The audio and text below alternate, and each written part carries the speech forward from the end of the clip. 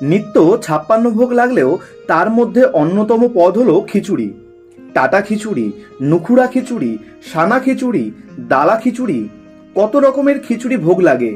এই ভোগ লাগে সকাল ১০টার সময়। সকাল ১০টার এই ভোগকে কোথা ভোগ বা রাজা ভোগ বলে। হ্যাঁ, ঠিকই ধরেছেন, আমরা শুনছি পুরীর প্রভু জগন্নাথ দেবের কথা। প্রভু জগন্নাথ দেবের ৫৬ ভোগের কথা আমরা তো সবাই জানি, কিন্তু জানেন কি প্রভু জগন্নাথ দেবকে খিচুড়ি ভোগ কেন দেওয়া হয়? প্রভু জগন্নাথ দেবকে খিচুড়ি ভোগ দেওয়ার সেই অপূর্ব লীলা ধর্ম প্ল্যানেটের আজকের উপস্থাপনায় জানব। প্রভু জগন্নাথ দেবের এই অপূর্ব লীলার আনন্দরস উপভোগ করতে হলে ভিডিওটি সম্পূর্ণ দেখতেই হবে, তবেই বুঝতে পারবেন প্রভুর ভালোবাসা কি অপার ভালোবাসা। তাহলে চলুন ধর্ম প্ল্যানেটের আজকের উপস্থাপনায় জগন্নাথ দেবকে খিচুড়ি ভোগ দেবার সেই অপূর্ব মনোরম লীলা শ্রবণ করি এবং প্রভু জগন্নাথ দেবের কৃপা প্রার্থনা করি। ধর্ম প্ল্যানেটে আপনাকে সুস্বাগতম। ধর্ম প্ল্যানেটের এমনই সনাতন ধর্ম সম্বন্ধীয় বিভিন্ন ভিডিওর নোটিফিকেশন সবার প্রথমে পেতে ধর্ম প্ল্যানেট চ্যানেলটিকে সাবস্ক্রাইব করে পাশে থাকা বেল আইকনটিকে ক্লিক করে যেতে ভুলবেন না।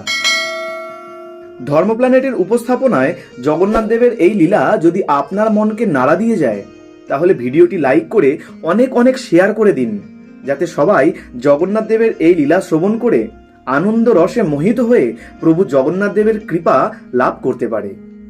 তাহলে চলুন জেনে নেওয়া যাক প্রভু জগন্নাথ দেব সকাল সকাল কেন খিচুড়ি ভোগ গ্রহণ করেন। ভগবান সকল মায়ার ঊর্ধ্বে, তবুও তিনি ভক্তের প্রেমের বশ। বস্তুত জগন্নাথ দেবের কোনো বস্তুর প্রতি আসক্তি নেই, তিনি ঋষিকেশ। কিন্তু ভক্তের অপ্রাকৃত প্রেমের রজ্জু তাকে তীব্রভাবে আকর্ষণ করে। প্রভু জগন্নাথ সেই প্রেমের বশবর্তী হয়েই খিচুড়ি গ্রহণের জন্য লালায়িত হতেন। কে সেই ভক্ত যার জন্য জগন্নাথ দেব স্বয়ং এসে খিচুড়ি ভোগ গ্রহণ করেন?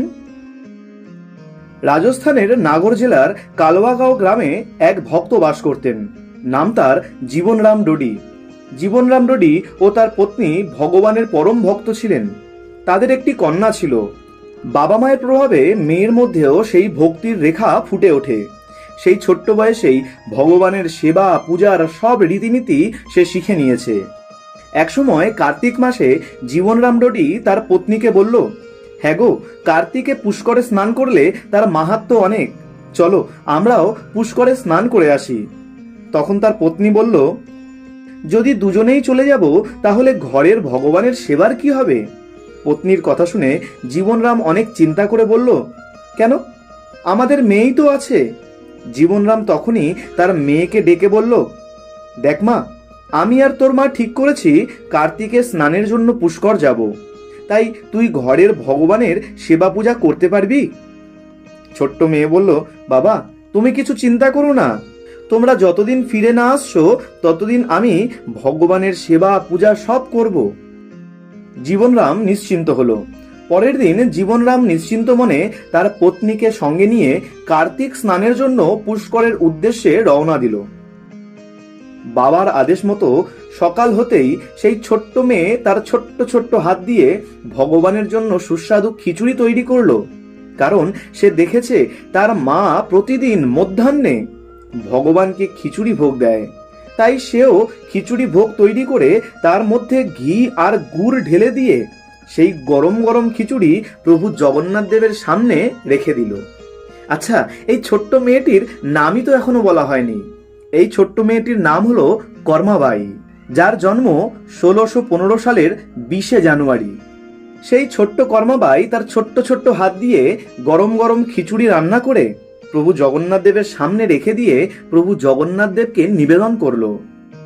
কর্মাবাই মনে মনে ভাবল, রোজ যেমন মায়ের দেওয়া ভোগ প্রভু গ্রহণ করেন, তেমন আজও প্রভু আসবেন আর ভোগ গ্রহণ করবেন। কিছুক্ষণ পর কর্মাবাই এসে দেখে ভোগের থালা প্রভুর সামনে যেমন ছিল তেমনই আছে, প্রভু এক কণাও গ্রহণ করেননি। সে আবার প্রভুকে খেতে বলে বাইরে চলে গেল। আবার কিছুক্ষণ অপেক্ষা করলো, কিন্তু আবার এসে দেখলো ভোগের এক কণাও প্রভু গ্রহণ করেননি। এভাবে অপেক্ষা করতে করতে সন্ধ্যা হয়ে গেল, কিন্তু কর্মাবাইয়ের পুরো বিশ্বাস ছিল ভগবান রোজ এসে তার মায়ের দেওয়া ভোগ গ্রহণ করেন। তবে আজ কি হলো? প্রভু আজ কেন তার খিচুড়ি গ্রহণ করছেন না?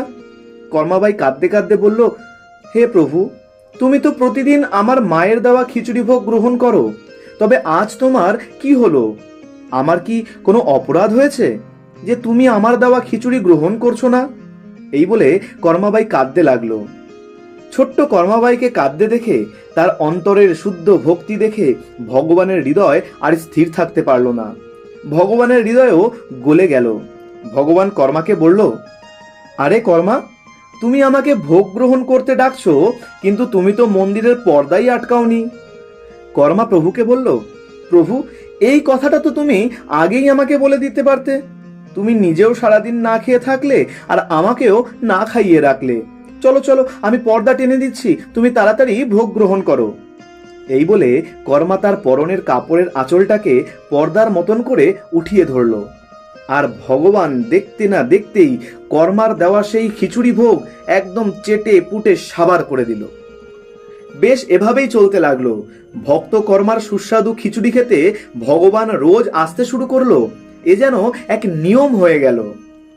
কিছুদিন পর কর্মার বাবা মা তীর্থযাত্রা করে বাড়ি ফিরে এলো। কর্মার মা রান্নাঘরে গিয়ে দেখলো ঘি আর গুড়ের পাত্র এক্কেবারে খালি। কর্মার মা জিজ্ঞাসা করলো, কর্মা, এ কি রে মা, ঘি আর গুড়ের পাত্র এক্কেবারে খালি হয়ে গেল কিভাবে? আমি যে একদম পাত্র ভরে ঘি আর গুড় রেখে গেলাম।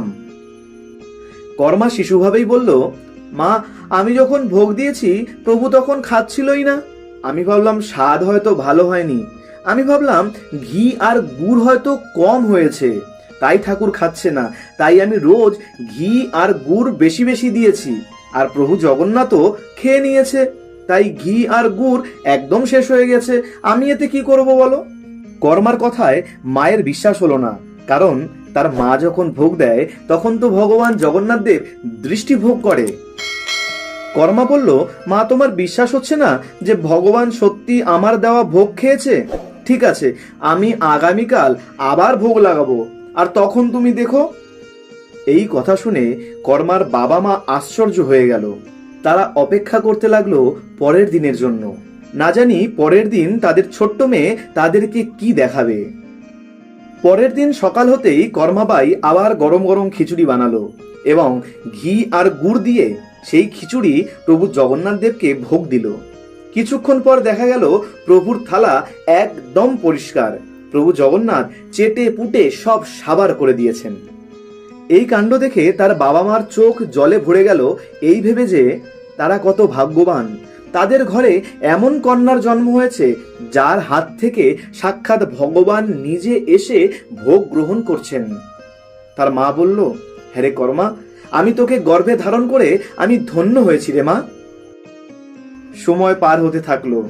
সময়ের চক্র ভীষণ কঠিন, কালের গতি প্রবল। কর্মা তার বাবা মাকে সেই কালের চক্রেই হারিয়ে ফেলল। কর্মার বিবাহ বাল্যকালেই হয়েছিল, কিন্তু কালের চক্রে, কালের গতিতে বাল্যকালেই তার স্বামী মারা যায়।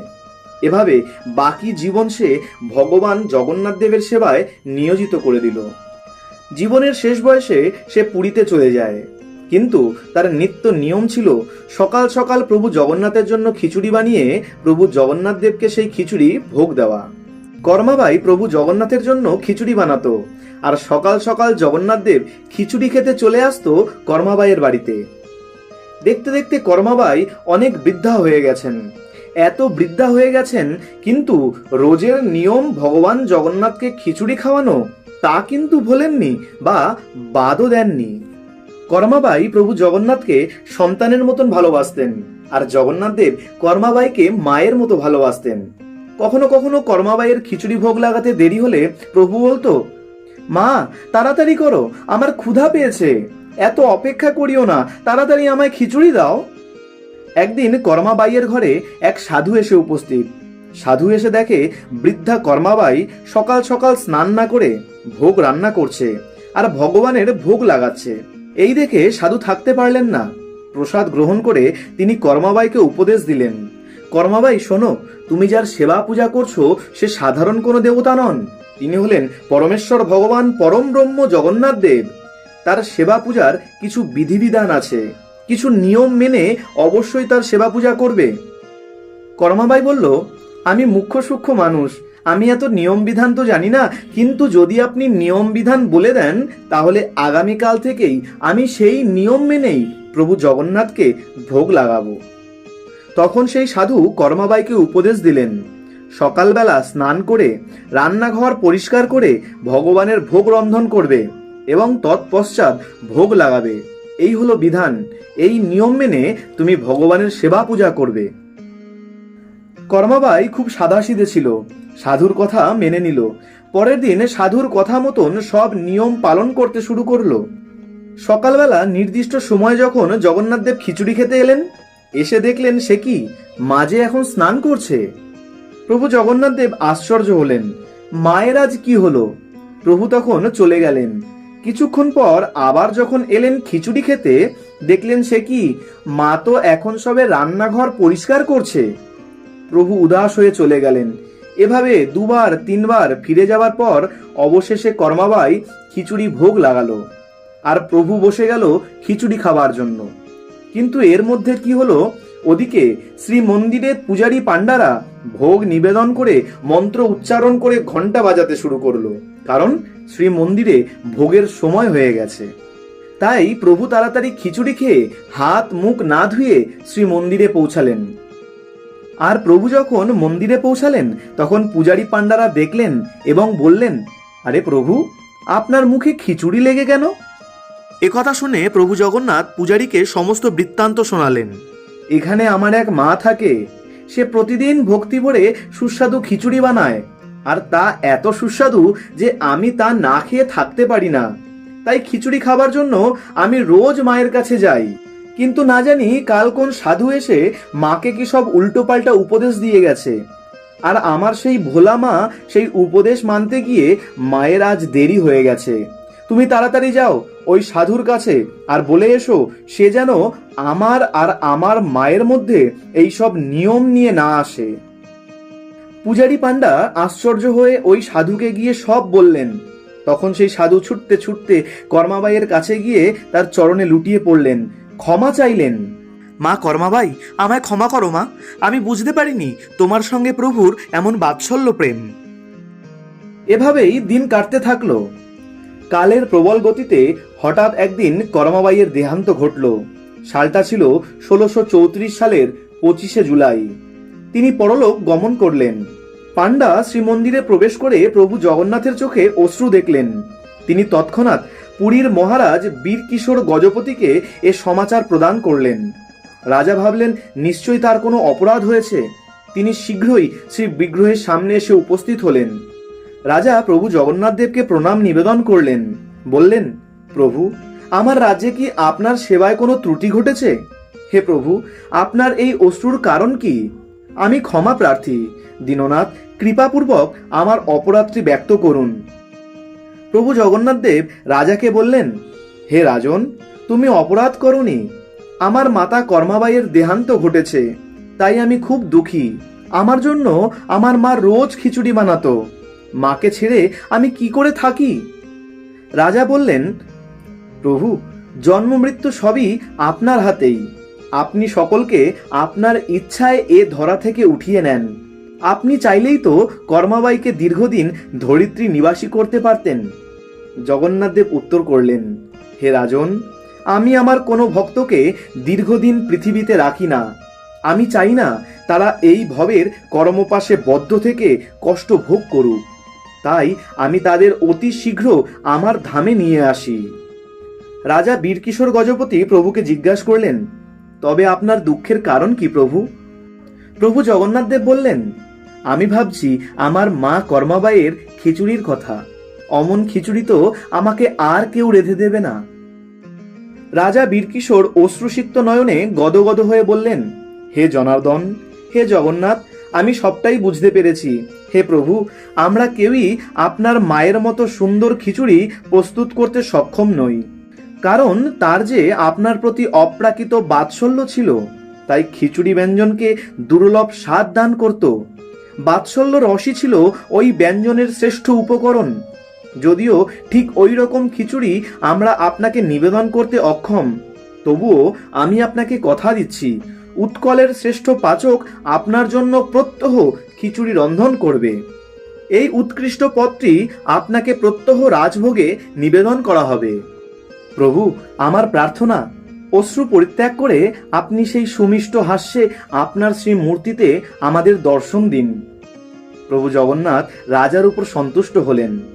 সেই থেকে প্রত্যহ প্রভু জগন্নাথ দেবকে এই বিশেষ খিচুড়ি নিবেদন করা হয়।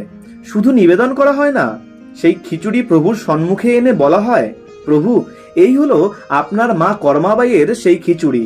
তৎপশ্চাৎ প্রভু গিয়ে সেই খিচুড়ি গ্রহণ করেন। বলিয়ে ভক্তবৎসল ভগবান কি, প্রভু জগন্নাথ দেবে কি জয়। ধর্ম প্ল্যানেটের আজকের উপস্থাপনায় ভক্তিমতী কর্মাবাইয়ের খিচুড়ি ভোগ গ্রহণ, প্রভু জগন্নাথ দেবের এই অপূর্ব লীলাটি আপনার কেমন লাগলো তা কমেন্টে জানাতে ভুলবেন না। ভিডিওটি ভালো লাগলে অনেক অনেক শেয়ার করে প্রভু জগন্নাথ দেবের এই অপূর্ব লীলা সকলকে জানার সুযোগ করে দিন। তাহলে আজকের মতো ধন্যবাদ। ধর্ম প্ল্যানেটে আপনাদের সঙ্গে আবারও দেখা হচ্ছে আগামী ভিডিওতে। জয় জগন্নাথ।